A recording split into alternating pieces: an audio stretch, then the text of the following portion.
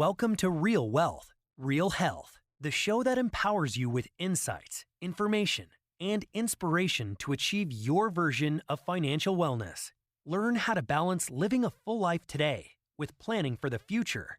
This podcast is brought to you by Alpha Investing, a real estate-centric private capital network that provides exclusive investment opportunities to its members. And now, here are your hosts, Ada Piederico and Daniel Coca.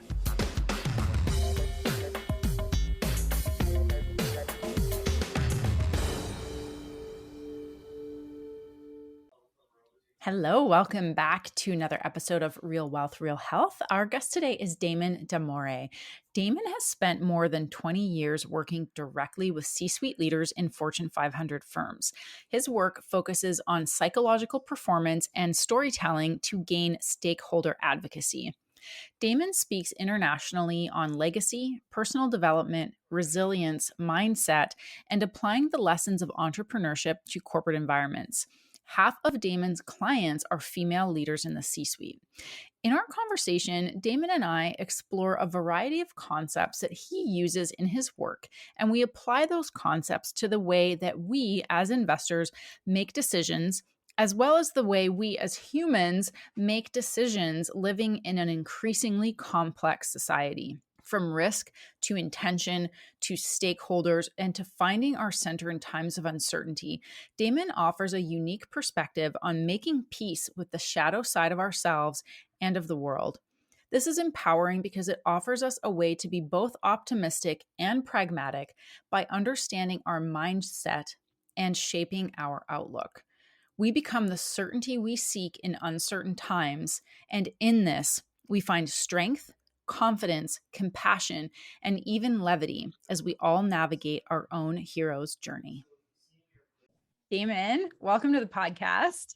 So good to see you. Yeah, so good to see you too. You've been a guest on multiple various iterations of my past lives of podcasts and such things. But I actually was really excited to have you come on and talk on Real Wealth, Real Health today because it's really focused around this idea of how to build wealth and how to think about wealth building and overall in life. And I feel like you're one of the most well-rounded people that I know when it comes to the way to think about not just wealth building, but you are in performance, you are in the C-suite, you're doing this work that just encompasses so many different ways of thinking. And you recently published this article on LinkedIn that was about pragmatism and optimism.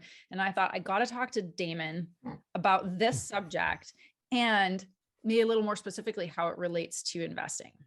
Awesome. I can't wait. Let's just dive in. Yeah. So I mean, your background is incredible. And I gave a little bio here in the intro, but just really quickly, you have this incredible career history. So can you just recap it really quick so people know who we're talking to? Sure. At a high level, started my career off on Wall Street when I was still going to college at night at 21, initially on the institutional brokerage side for Cantor Fitzgerald, but then building trading businesses for them and trading platforms in New York and London, working with the C-suite before I turned 22. So getting a really early glimpse into how a C-suite executive at that level thinks about opportunities, threats, how they want to be spoken to, how they communicate to others versus the highest executives below them that I work with at the firm. And from Wall Street, I transitioned into Hollywood. I produced a lot of business-related content, high-profile shows like The Apprentice and Undercover Boss, where I was exposed to hundreds of C-suite executives at top companies and built a lot of friendships and business relationships because I understood business. I wasn't just a Hollywood producer. After that, when I met you, I did a lot of different things. I had a small venture capital fund. I had a lead generation platform for equity crowdfunding where we met. And then in 2016, I started coaching some of the Undercover Boss CEOs around areas of performance and resilience and mindset, and specifically what I call storytelling for stakeholders, because I've been telling stories in documentary, nonfiction, reality formats for years. It just made sense in the business environment. So that's what I do now. I work with C-suite executives. The majority of my clients are women on areas of performance, mindset, resilience, how to tell their story to gain advocacy. And I do that through various filters. Yeah. And you work with some, like, I mean, you can't talk about who you work with, but like, I love the fact that you kind of ended up doing all this work with women, because when you were working with me, like when you coached me, it was so helpful for me to have your perspective on ways that I literally was holding myself back by not thinking. I wasn't thinking in the right way. And to me, so much of like my own evolution is always about looking at how I'm thinking about myself. And I'm like the only person standing in my own way ever, but I can't always see that. And so having that perspective from you really helped me understand in those moments where I was thinking it's me, and you would say, no, it's them. Yeah. And that was so important for me because I mean, honestly, you know, this too with women is we tend to come from this perspective of it's my fault. Yeah. It's me, not them. And men don't really have that perspective necessarily, I think. Or what do you think in your experience? Well, look, one of my favorite warm, fuzzy moments in my new career has been when we started working together and you had that resistance, and we kind of had like a blowout fight at that bread shop in Culver City. And we had like an email battle when you were back on your plane. But then when you got off and you were like, actually, I think I'm looking at this the wrong way. Let's give this a shot. And when you were finally like, yes, like open up your perspective and your willingness to look at this through a different filter, I was like, this is what it's all about. This is great. And then you got so optimistic and warm and fuzzy and published your book. You like did all this amazing stuff. But yeah, I mean, I always tell people, you know this because you do a lot of storytelling work also, but in the most basic terms, and not so much men and women, but masculine and feminine, hero's journey is about going out and slaying some external dragon and bringing your treasure back to share with other people. But for women, it's all about their internal struggles, how the dependent world sees them, how they reconcile that, how they decide to take ownership of themselves and put themselves first, because a lot of women, even in a positive way, are told from a young age that you're a caretaker, you're supposed to take care of other people. And that translates all the way up into the C-suite. Well, I got to put my team before me. It's like, no, if you're in a plane that was going down and the masks dropped, you're supposed to put yours on first so you can save your team members. So yeah, like I totally agree with that. And it's hard. Like I wrote in that piece, you know, there's this primal instinct to have an aversion towards things that are uncomfortable, things that are dangerous, things that could impede our progress. And you just have to overcome that. And willingly, I saw Jordan Peterson speak last night in Salt Lake, you know, and I can't tell you how many times he talked about from questions and answers of the crowd, from children who were ill to applying to grad school to marriage problems. He's like, it's always worse if you don't embrace the darkness and like go into that fog, you know. And it's the same thing with everything that we're talking about. Yeah. Do you think, like, from that perspective of darkness, because I feel like maybe over the past couple of years with COVID too, is that there's an aversion to it more than ever because we're ready to go outside. We're ready to, you know, kind of be free. And we've maybe like felt that way. You know, what are you seeing out there? Because from a behavioral perspective, I always think of myself a little bit like a cultural anthropologist. Like I'm really curious about behavior and how it impacts our lives. Like what are your thoughts on that? Like this idea of like embracing that part of us to grow.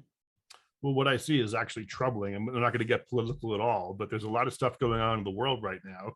And when I touch base with friends, because I left LA after 21 years, now everybody's over Zoom. So what do you think about what's going on in Ukraine? Or what do you think about this?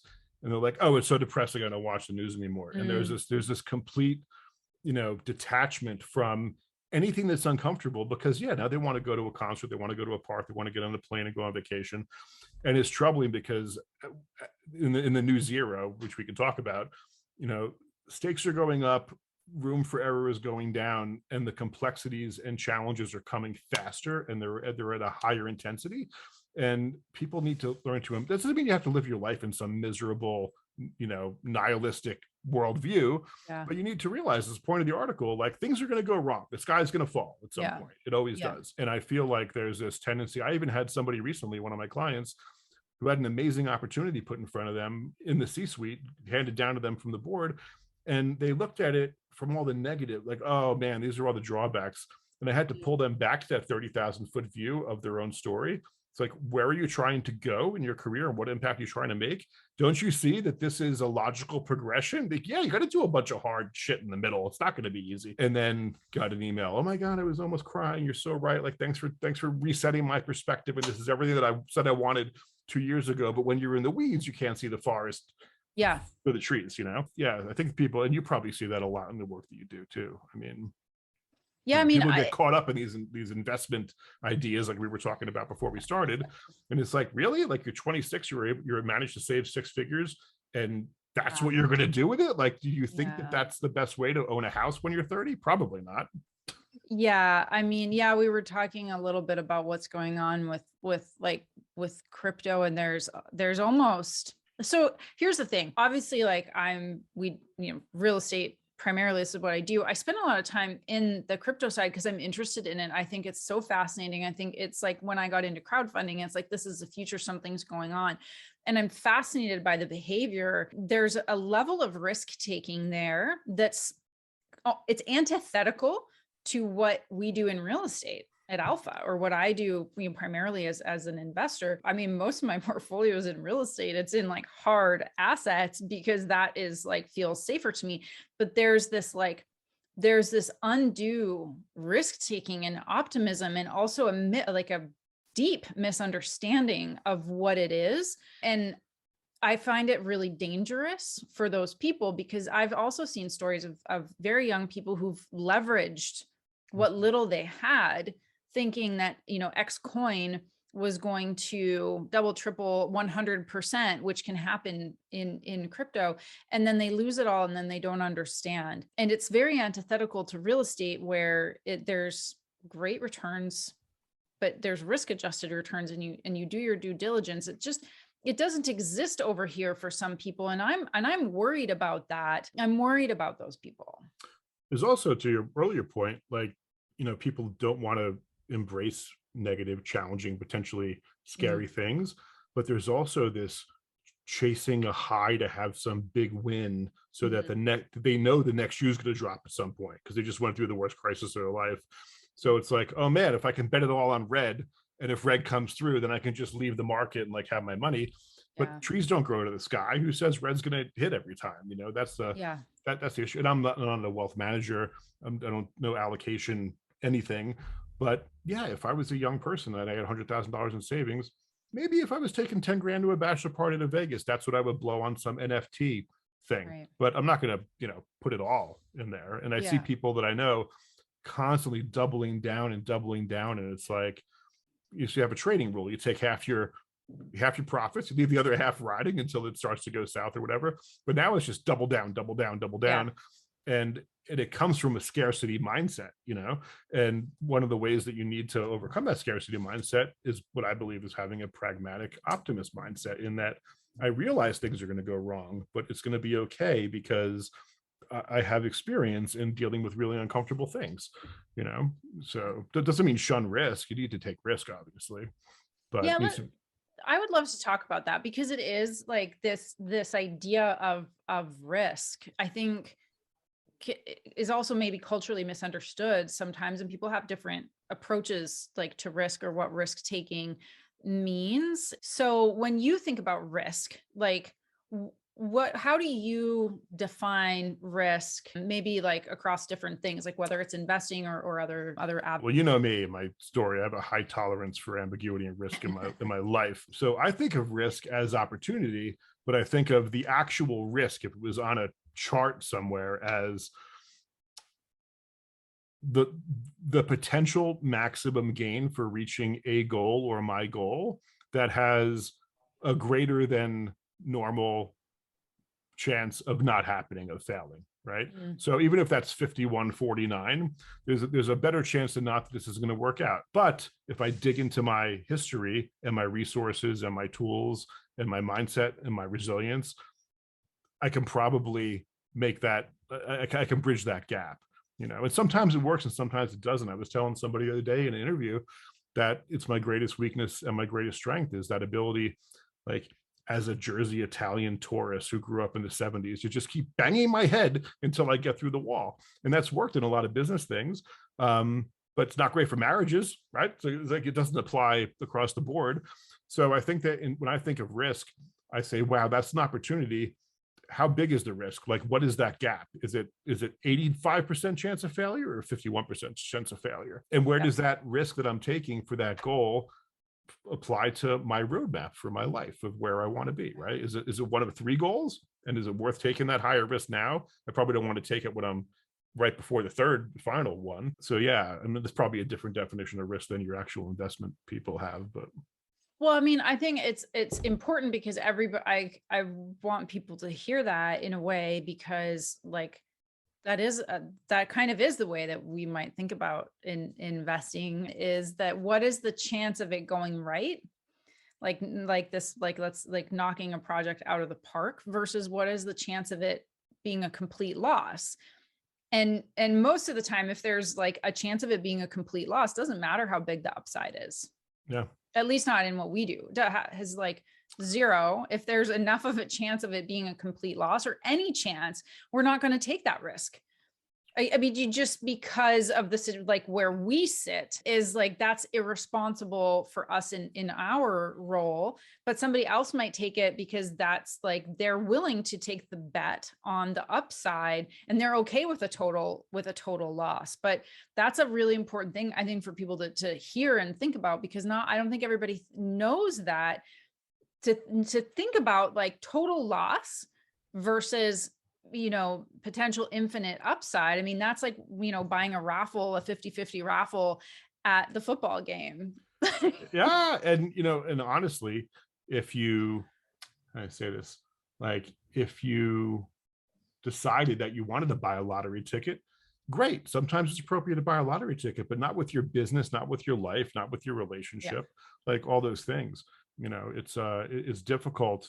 And what's motivating you to say, I'm willing to take that risk? Is it your ego? Is it some scarcity mindset? Is it some other personal deep personality trait or flaw possibly? Like, why are you, like, my whole job on Wall Street for 5 years, I was chasing this idea that I could prove to my dad, who made a lot of money on Wall Street, left us, did a whole bunch of horrible stuff, that, hey, I could make more than you did. I could get married at the same age you did. I could hold it all together. I could be a great dad, be a great husband, be a great trader.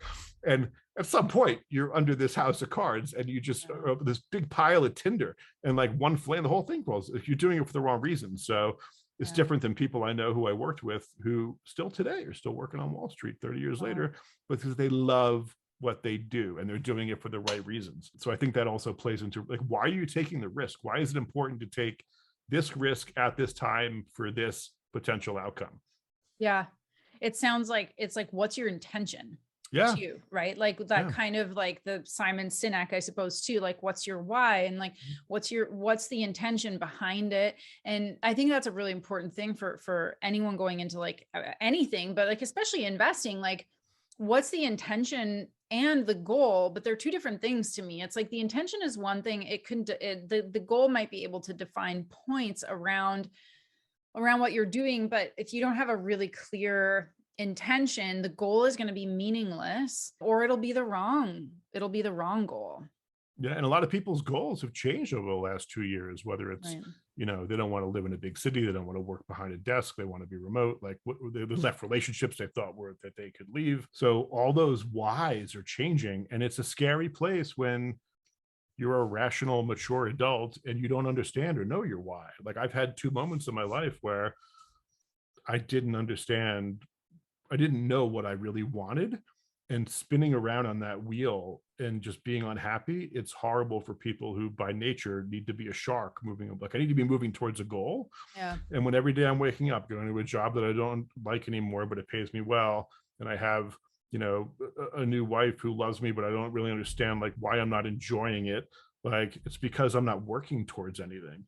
So you need to figure out that why, and whether you watch a Simon Sinek YouTube video or work with a coach or do whatever, you need to figure out what that is. And, essentialism, which I'm a big fan of, Greg McKeown, they call it your essential intent.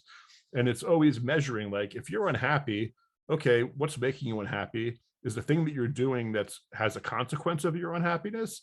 Does that align with your essential intent and your values? And if not, you're doing the wrong thing in the first place, So. Yeah. I think we're all in a situation right now. And, as we're recording this and it'll get published, and the war in the Ukraine is still happening, and it's coming off the back of the pandemic. It's coming off the back of record-breaking inflation. It's coming off the back of it feels like there's no respite to the uncertainty, and especially in economics, whether we see it or not yet. We have not even begun to see the consequences of basically canceling Russia or the West pulling out of these energy agreements. We don't even know how this is going to affect us. And as investors, maybe those who follow macro a lot, it's important to think about it. Are we in a commodity super cycle? There's so much uncertainty. I know a woman she's an energy trader, and she was saying I caught up with her really quick, and she said this is not a black swan anybody saw coming. I know you never see black swans coming, but it's what is going on right now. And I feel too that there's this exhaustion, and I'm just going to say this, maybe some people go off into these crazy, penny stock land or crypto land or NFT land, because it's a form of distraction of maybe if I win, then I'll feel better. And I don't have to kind of be in the reality of what feels like a barrage of nonstop bad news. It's exhausting, and B, it sounds so trite, or it sounds ridiculous. But when I say embrace difficult things or embrace the chaos, it's easy to say, it's really hard to do. I had a breakdown in 2020 after I had COVID, lost my business. Everything was burning down buildings 3 blocks from my house. And I was a really, really strong person. And at some point, I just broke. I cried every day, ate a pint of Ben and Jerry's ice cream on the couch, watching the news. And after about 10 days of it, I took a look from a 30,000 foot. I was like, dude, you're going to survive this. So then how do you want to come out of it? And I put this meme on Instagram, and it was you're going to come out of this one of 2 ways, either looking like the dad from Family Guy, some fat, bloated, triple chin dude, or you're going to be chiseled and healthy and drinking a green juice. And I made a decision, and go from there. But it's really hard to embrace it every day. But you need to realize that the probability is that you're going to survive this. So what do you want your life, your investment portfolio, your thesis, your mindset, your attitude towards investing, your attitude towards money to be when in 2, 3, 5 years, however long this takes to get some reset in the economy? Do you want to be one of the healthy ones, or do you want to just run around? So some of the CEOs I interviewed for the book, what did your competitors get wrong? They had a COVID playbook, and now that it's winding down, they're going back to their old playbook, and they don't realize that the world has changed completely. So it's along those same lines. Yeah. And it provides emotional relief. It provides inspiration for all your stakeholders, whether it's your family or your investors, whoever that might be. Yeah. It's all about telling the truth to yourself too. It's a big part of the article. A lot of people lie to themselves, and not big lies, but a series of little lies. It'll be okay. You make compromises with yourself. Oh, well, I won't sell that stock today. Maybe I'll sell it next week. It's what are you doing? It's one of my favorite Jordan Peterson principles you mentioned last night. Treat yourself as if you were someone that you were tasked to take care of. Most people don't treat themselves or their own investment portfolios as if they were managing somebody else's money who really needed it. Imagine you're managing money for somebody who needs to retire in whatever your time frame is, or they're gonna die in a trailer park somewhere. Yeah, it's you're your own client, even just from an investment perspective. It's really interesting to think about it that way, because it's outside accountability. And if you take yourself out of the equation, then you do think about it differently. I have a responsibility around this, and who I'm doing it for, even if it is just for yourself. I think taking that perspective is really important. Or sometimes I think about, what if I had to explain my decision to someone else? Yeah. Would I do I want to, somebody was I need you to explain to me why you decided to invest in this versus something else, or just why did you do this? If I don't have a very good reason for it, I put myself in that situation sometimes. And I think if I were to explain to someone else what I'm doing or why I'm doing it, am I full of BS, or am I going to be able to make a practical case for it that at least sounds like I went through a good amount of logic and time and reasoning. And even if it goes wrong, right? Like I'm okay with the things are going to go wrong. I'm not going to get every single investment right, but I need to have the wherewithal to make it for the right decision, for the right purpose. And yeah, if there's a small portion, which I think everybody does have, or like, as you know, financial professionals say, like you can have a small portion of like play money, let that be your play money, right? But maybe your play money isn't in an investment. Maybe like your play money is like you actually do something for yourself. Like if I think about like how far down markets are right now and like yeah, it's short term, but if I had taken, I'm just saying hypothetically, because I like this is not where I'm at currently, but had I put money in and it dropped like 40%, I'd be really angry because I could have had the option of taking that money and going on vacation. So there's also those trade-offs sometimes to me, at least when it comes to investing, around, you know, the why, the can I explain myself, and to take a step back from it and also do something for myself too, that isn't always just in that realm of like, oh, making more money and making more investments and doing all of that kind of stuff. Yeah, I mean, the most successful people, they're constantly making trade-offs for today for some exponential gain and result in the future, right? And also, you talked about before, it's uncomfortable to spill out your investment thesis, you know, point by point, because you might think you're full of shit or whatever.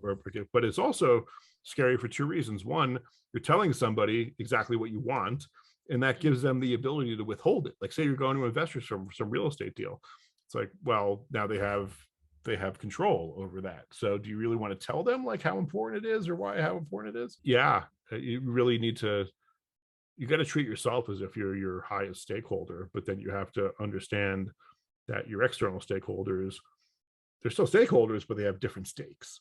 You know, it's like I would talk to people back when I had Wayfounder, and I'd be on panels or giving speeches, and they'd say, you know, I don't understand why people aren't as, my family, my employees aren't as excited as I am.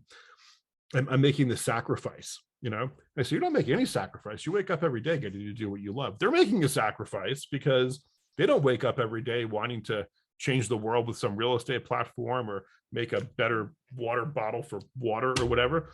Like but they have a different stake, you know. They want you to be successful so you can have a comfortable life together and raise a healthy, happy family and whatever.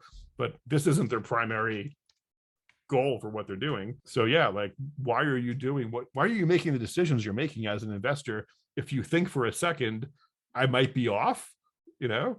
Like, why is that, you know? And are you doing what's best for yourself or your investors, or are you chasing some other thing, you know? Yeah.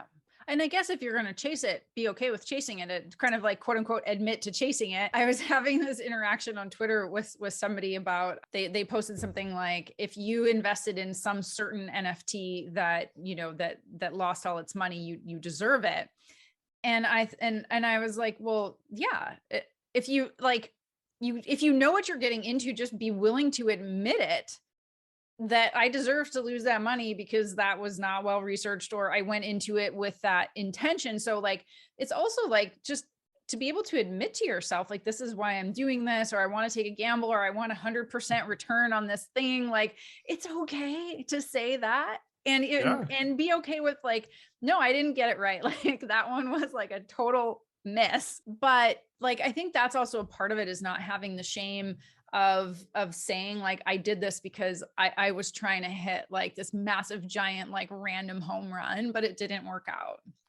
But it's also, you know, if you take that risk, like I'm big on negative motivation, negative visualization, right? It's not for everybody, but I always tell people, okay, you have this goal that you want to work towards, your investment goal, whatever it might be, your wealth goal. Close your eyes and imagine that it doesn't work out. It fails horribly. You know, what are the consequences of that and how does it feel? But also the people that were depending on you to do that, your employees, your investors, whoever, how do they feel?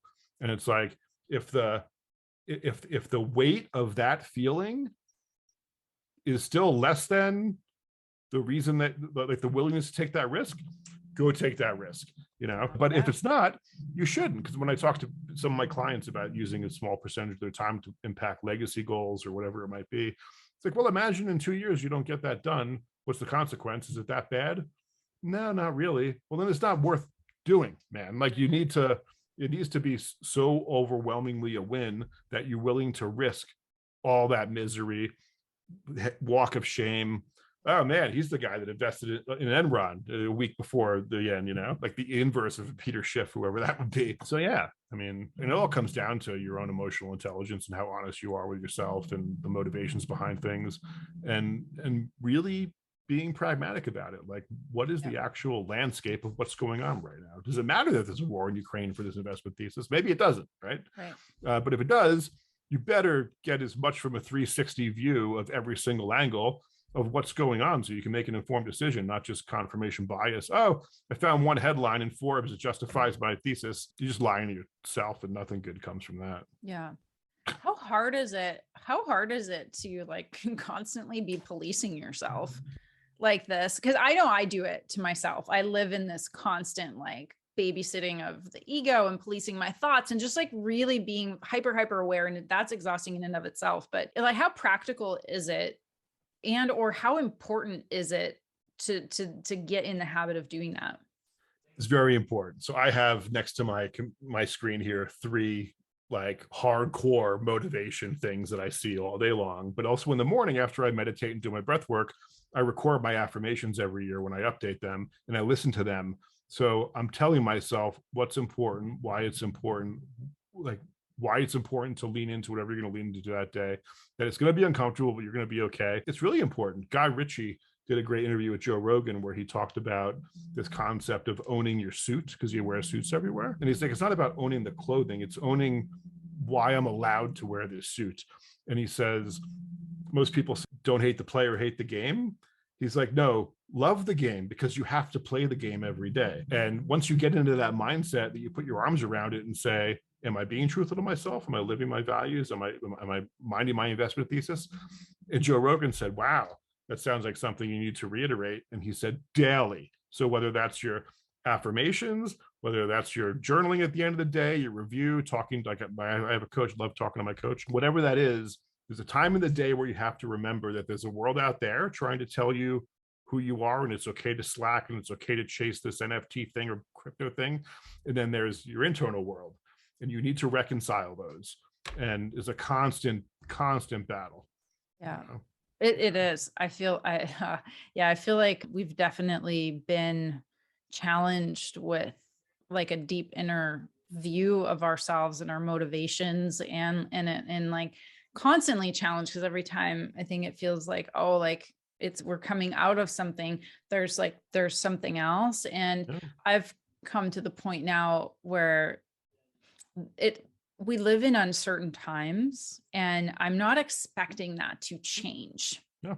I just don't see it changing, and I'm okay and I'm comfortable with it. And to me, if that's my baseline understanding of things out there, that there's uncertainty, then I can redirect my focus away from, oh my God, there's so much uncertainty out there, to where can I find certainty? And that's in myself, and how I respond to something, or how I view something, or how I evaluate something, and the decisions that I decide to make. That's where I've landed with. So I don't have this expectation that, oh, some things we're going to get into this calm period. We might one day, and that'll be fine, but I'm not going to operate in this like hopefulness. I'm going to operate in the reality of today and be okay with it and find certainty in myself. Yeah, and that's what you literally have to do, because you can't control that. Like, I know people talk about stoicism and Ryan Holiday and business and all this stuff, but the most basic 3 principles are: you control your perceptions, how you're viewing the events, you control your reaction, and then the third thing is everything that you can't control, you just got to let it go, which is really hard for a lot of people. It's harboring and this not feeling in control.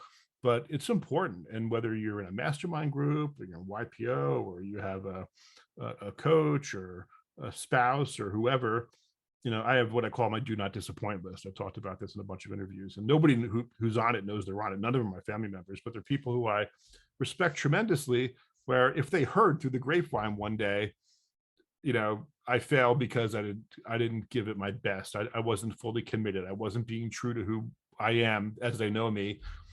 Like, how would they feel? And it crushes me to think that I disappointed these people. It's like, oh, I gave Damon not about money, but like emotional support and authority, and I gave him validation. And like, this is what he did with it, because he was slacking or whatever. It's like, no, you get on your shit, man. Like, get up and go. Like, Jordan Peterson's always, he's like, you're not everything you can be, and you know it. That's the most important thing. Like, that you can always improve. And Pat McNamara has this saying, kill your clone, which is basically, if you were in a sci-fi movie and you wake up tomorrow and you're a clone of who you were today, are you a little bit stronger, a little bit faster, a little bit leaner, a little bit smarter, that you could kill Damon from the 18th on the 19th? And it's like, you don't need big gains every day. They compound over time, as you know, but you need a time every morning, every day at the end of the day, some time to say, where do I give myself scale of 1 to 10 today? How did I perform? True to myself, true to my investors, true to my employees, true to my whatever. And most days, on a good day, it's like 80-90%, right? Yeah, you need to have that honesty and that frame of mind that you can get people to check you, and they'll be like, dude, that literally makes no sense. Like, that's bullshit. What are you talking about? Like, you're avoiding the question of, It's like, okay, I really don't want to get into it, but, and it's like, but that's where the treasure is. Like, diamonds aren't floating around at the top of some, shallow lake. You have to dig in the ground for them deep, and it's dangerous. And most people collapse in diamond mine. Back in the day, like, that treasure is, it has everything has a cost, and you're going to pay for it one way or another. So why don't you just get ahead of it and, try to make some layaway payments on your own, like, put in the effort, put in the discomfort, put in the struggle. And that way, when you do get the happy moments or the calm markets, you appreciate them more, because you realize that it's just the clouds parting for the sunshine. Like, you can't control when the happiness and the calm comes, but you can count on the storm. Like, Yeah. That's really, really well said. I think there's a lot there's a lot there for everyone to take in and like really think about, not just like, investing, but like everything. We're so responsible also for, like you said, stakeholders. Like, my family is a stakeholder, my husband's a stakeholder, like all of these like other stakeholders. And so having that inner stability by being willing to go in, by being willing to like face those parts of ourselves, like, did I just throw that opportunity away? Did I just give up? But that's fine. But having that self-presence better overall when we are then in the presence of then our stakeholders. And realizing there's always work to do. Like, you're not done at some point. Like, I had to go back for my father was on life support a couple of weeks ago. I flew back and I went into this like hornet's nest of sibling rage and all this other stuff. Everybody was like, wow, you're handling this so well. It's like, I've done a lot of work to wait for this day and handle it well, because you've been sick. But that doesn't mean I pat myself on my back. I'm like, I'm better than you. I'm more emotionally woke than you. It's like, wow, I know when I get home and I crash, talk to my therapist, whatever, I got more work to do. But people will see it as strength.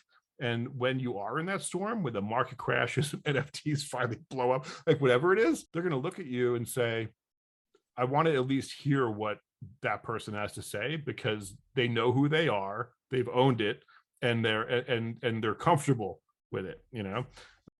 One of my friends was in a big, like right before COVID, in some big like black tie Wall Street fundraiser, the Robin Hood dudes or whatever. And he called me after. He's like, I met this guy in there, and he knew exactly who he was, what his place was in the world. He was comfortable with it, what he was, what he wasn't. He's like, it reminded me of you, dude. Like, you never, like, you have your lane, and like, that's it. And it's like, well, that's a compliment. Yeah. Like, do I strive to be better and more? Of course. But like, I'm not lying to myself about who I am or where I am, And it's the same thing in the investment thesis. Like, you can fake it till you make it for only so long. You need to start having real data points to support the story you're telling yourself in your head. This, so that you can go and share your story with other people. And it's not just, wow, that's a great tale. It's like, oh my God, there's like 10 data points to support what Odyssey is saying about why I should invest in a fund. Okay. Yeah, that's that it's kind of like that's a very practical way of marrying that the concept in that article that's part of your book, which is like the optimistic and the pragmatic, and said another way for those listening who are from the real estate side of things, is like, you have your marketing deck and then you have your due diligence. And it's like, it's the same thing in like all of life. At the end of the day, it's just a different version of this pragmatic, optimistic. Like, yes, you can hope for the best, but if your data points aren't there, then you're literally like, it's literally just hope. Like you can have the optimism of wanting something to work out, but you also have to work for it. And you can't give away your agency to look into things, to know yourself, to like know your counterparty, to like all of it. Like that level of agency is always available to us. And the more comfortable you get with that honesty and that pragmatism, you will not walk out the door every day looking up, waiting for the sky to fall. You go about being productive, and like you have a life, and you work, and you create value. But in the back of your head somewhere, it's like, hey, there's a good chance, who knows what's today or whenever, but like I get that. And when it happens, I have the mindset to get through it, and I've got some contingency plan. You can never have 100% contingency plan, but it gives you this emotional relief, and it makes you actually more optimistic that the sky's going to fall. It's not like you walk around like, miserable and scared all the time. The people who walk around like that stop at that first sentence. The sky's going to fall. Oh my God, take out the money, put it in the mattress when the market's down 40%. No, that's not what we're saying, And especially if you're young or middle-aged, it's going to happen over and over. Yeah. 2000, 08, whatever the last one was, and now. So, and I love people I love who are permabulls, like Josh Brown, these guys. I see him on CNBC. That bear's nuts. Like there's 100 reasons fundamentally why the market should stay up. And then it's like, oh wow, we're in a correction, maybe with a lowercase c. And now it's like, what's going on? It's like, okay, it's like, what's your mindset to withstand these ups and downs? Because if you can keep even keeled while the world around you is going up and down, you will be the light in the storm that everybody wants. You'll be the moth, that everybody wants to be attracted to.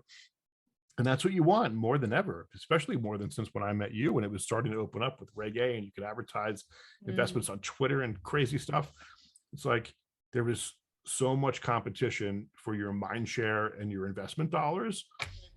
At some point, once you get past the flashy, this ROI or whatever, well, who am I investing in? Wow, that person seems like Jeremy Grantham's probably 90, but he talks and it's like, that dude's not scared of anything. He's seen the million ups and downs, but you probably want to invest in some, slick TikTok fund manager instead. And people will, you'll make those, go make mistakes, it's just, I don't know. Hopefully that's helpful to your audience. I don't know. I mean, I think this like gives so much to think about, mostly about ourselves and our approach, and this like that internal work of really understanding like who we are, what we want, where we're coming from, who our stakeholders are, because we're never in it alone either. There's like always someone else. And if there isn't anyone else, then imagine there is, and then explain yourself to yourself from an outside perspective. And that whole exercise alone out of our whole conversation is something that I'm going to take into my meditation tomorrow.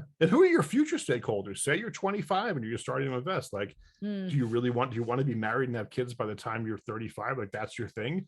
Well, you're gonna have a family. Do you want to be able to buy them a house? You want to be able not to worry about where your kids have to go to private school or whatever? Like, start making different investment decisions than somebody who's like, who knows if we'll get married at 35, Like current stakeholders, future stakeholders, really important exercise. And even though they'll change over time, you'll start to develop an emotional attachment in not wanting to disappoint those future people.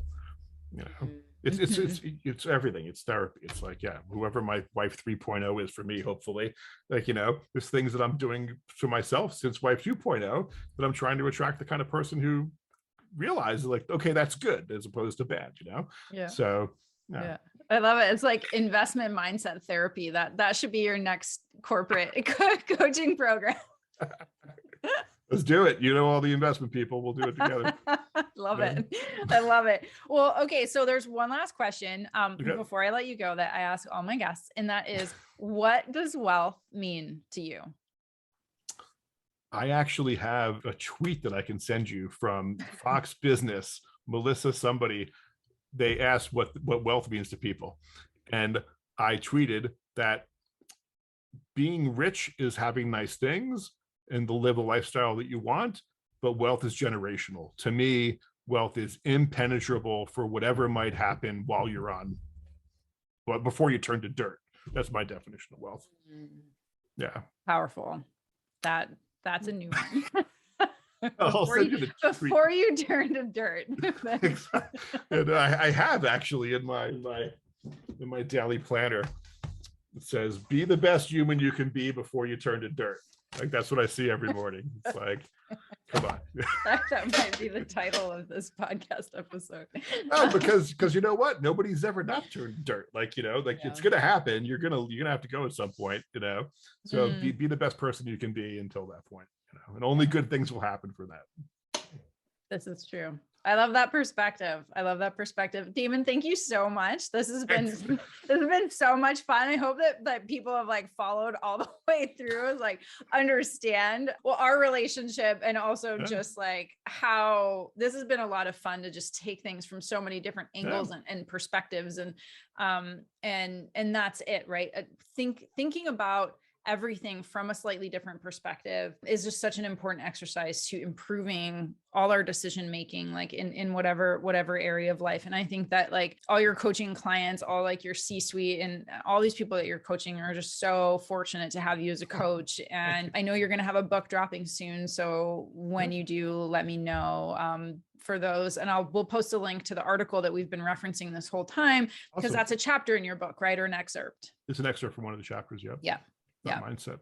No, this is great. I always like talking to you because I get to be more warm, fuzzy, and optimistic. I can't just live in this dark, chaotic, you know, malevolent cave of, you know. Yeah.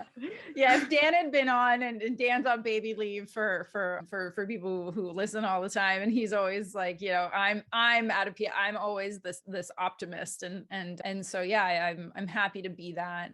Somebody recently, they sent me a problem they were having, one of my clients, and I sent them this like really warm, optimistic outlook, and they were like, I love that, but that's so not you. And I was like, hey, like I can't just be like the sky is falling guy every day, you know, but there's a time and a place for being optimistic. And when it's justified, like, yeah. So I knew when I was going to talk to you today, I'd be like smiling and laughing and warm, fuzzy, and, you know. Yeah, but I think we also touched on some really important points about like being willing to look at the things that aren't warm and fuzzy, because I mean, to me anyway, I can't be this optimistic if I weren't so in touch with the sides of myself and my experiences that weren't so warm and fuzzy and optimistic. And like you said, I think you said it at some point here, where understanding all of that, being realistic and pragmatic, allows me to be more optimistic than maybe others, because I've probably gone through every scenario in my mind and I'm ready for it, you know, that, or at least to the point where I also trust myself enough to know that like I can handle it, and I'm supported, and I have people in my life. And so there's all of this. And just like very last thing is that from an investment perspective, should I lose everything again, because it's happened to me, I will come back stronger, just like I did before. But that doesn't mean I'm going to take undue risk. I'm not going to go ask for it, but if it happens, I'm going to be okay. And there's a link in the article to a previous post that was in there called "You Are Going to Suffer, so you might as well be grateful." And it's all about that. Like, you know where you've been, and you're still kicking, and you're doing better than you were before everything fell apart. Yeah, absolutely. Yeah, falls apart. I get to put it back together from a more empowered and wiser perspective. So, you know, it's not like I'm looking forward to the next big thing that happens to me, but I'm also not so naive to think that there won't be continuously challenges, but I'm in the habit of reframing them and trying to find the opportunity in the challenge, and like the lesson in the challenge, and like, what am I supposed to learn from this, and how am I supposed to grow and improve it? And a lot of times that challenge that I've gone through isn't for me. it's actually for someone else. Because by the time I've gone through it, I find myself so many times telling a story or explaining something that, oh, this is what I learned. This is what happened to me. And it's for other people, even though I'm the one that went through it. Love it. That's awesome. Thank you so much for having me. This has been fun. I think it's probably been like 4 years since I was on one of your podcasts. Yeah, it's definitely a different podcast. But yeah, thank you so much. Always so good to see you. Thanks for tuning in to Real Wealth, Real Health. We hope that you've enjoyed today's episode and found it both informative and insightful. We welcome all your questions and your feedback about today's episode, and especially we welcome your questions about specific topics that you would like us to cover. So shoot us an email at podcast@alphai.com. And if you have a moment, we really appreciate ratings and reviews as it helps us grow our online community and our interactions with you. And we'll also be linking to a number of relevant articles on topics that we might have touched on during our conversations. Some of them are broad, some of them are technical, but we're always aiming to provide information that helps you better understand the mechanics of building this healthy financial foundation, especially if you're looking to do this with real estate.